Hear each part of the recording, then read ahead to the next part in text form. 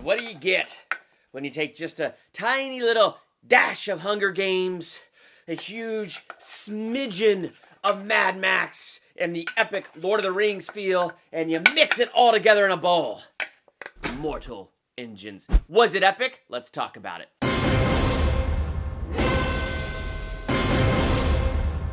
Welcome to Durbania. I'm Durbin, and this is my spoiler-free review for Mortal Engines. I'm giving this movie a B+ because I really enjoyed it. Like, I was sitting there watching this movie, and it was very predictable in some places. It followed so many post-apocalyptic genre tropes that it's like, okay, I can see kind of what's coming up here next. I mean, there's even a scene where you had these dudes in their little miniature cities or whatever they were rolling around, and the way they were described, I was thinking, oh, you're describing things like the smokers from Waterworld. They're kind of like the bandits out there in the world. It reminds me of smokers from Waterworld, only less organized. And so it definitely had a lot of those same tropes that a lot of post-apocalyptic movies had. But I just felt like the filmmakers that were behind this did a really great job. I feel like when they adapted this from the book to the screen, they did a really good job in the writing because the story brought me in. I cared about the story, I cared about the characters, and I cared about what was happening. So they did a really good job pulling me in that way and pulling me into these characters and what is going on with them. And of course, like, you can see it in the trailers. Visually, it just looks so good.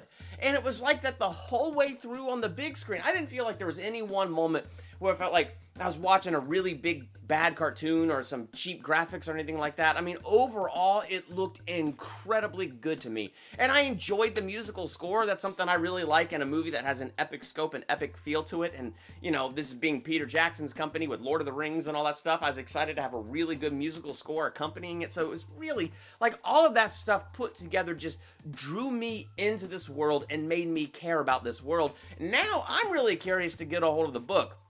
Because, you know, adapting things from the novel to the screen is incredibly hard to do. And I want to know what I missed. Like, I want to know the different connections that were there that I didn't get that are in the book and things like that. So I definitely want to dive into the book. Which then kind of leads to the other part that was like, whatever. It was the weird love story between our leading lady and the leading guy. Because that love story was, I don't know, my wife made the comment it felt Disney. Because our leading girl knew the guy for like 2 days and suddenly is in love with him. And so there's something about that love story that is kind of, I don't know, not natural. But again, how do you translate something from book to film? Because I bet you in the book it makes a lot of sense. All the material you can't just translate, like their thoughts and their feelings and things like that. And I bet it's harder to take that and translate it to film. So I'm guessing that's where the missing link is there with that relationship. Now, having seen Spider-Man Into the Spider-Verse, that one is just under 2 hours long. And it went by like that, and I loved it. This movie is about 2 hours and 8 minutes long, so it's only a little bit longer than Spider-Man Into the Spider-Verse, and it definitely felt longer than that. Like, and I'm not saying because I was bored, it's just while I'm sitting there watching it, I don't know what, it just felt much longer. Like, my wife said it best, somewhere in the middle of the movie, she goes, oh, okay, Peter Jackson's company, is this gonna be a 3-hour movie? It definitely felt longer than 2 hours and 8 minutes. So what that tells me is watching a movie like Spider-Man Into the Spider-Verse for me was a lot funner.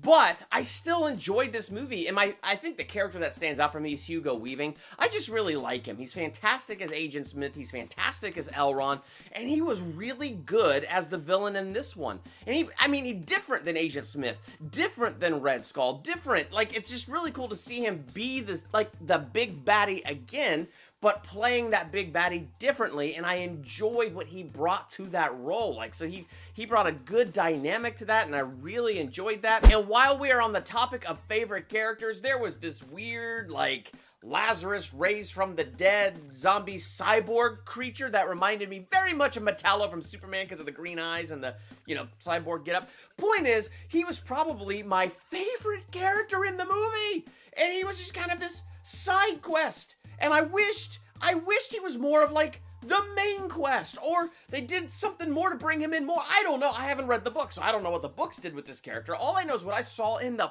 film. This character was awesome. He had so much depth. I had so many questions concerning him, and every scene that he was in, he literally just lit it up. I mean, literally, he turned green, so he like lit it up. But he was such a fantastic, emotionless, awesome character, and so I wanted more of that dude. Overall, I gotta say, yeah, it's predictable. You can predict what's gonna happen. I mean, our main character at one point, he's like, yeah, when I was younger, I wanted profession A, but I settled here for profession B. And you know that that is a huge setup that eventually he's gonna dive into profession A. Like, the way they set these things up, you can kind of see what's coming down the line. And it definitely, with its post-apocalyptic feel, felt a little like Mad Max to me. It just had a little bit of that feel. It had a little bit of the Hunger Games feel. Not a ton, but like at the beginning when this movie opened in London, the Predator City is chasing after this like smaller city, and they scatter like a herd, and the weakling is kind of left behind, and the city's coming for that. Everybody in London took it as a sport, and they're like cheering and stuff. So moments like that kind of felt a little like Hunger Games. Otherwise, it was kind of a smidgen of Hunger Games with a Mad Max kind of feel and a Lord of the Rings epic scope. So if that sounds good to you, this is your movie. I did have fun with this movie, and if you're looking for something fun to see this weekend, I definitely think this would be something fun and epic to see.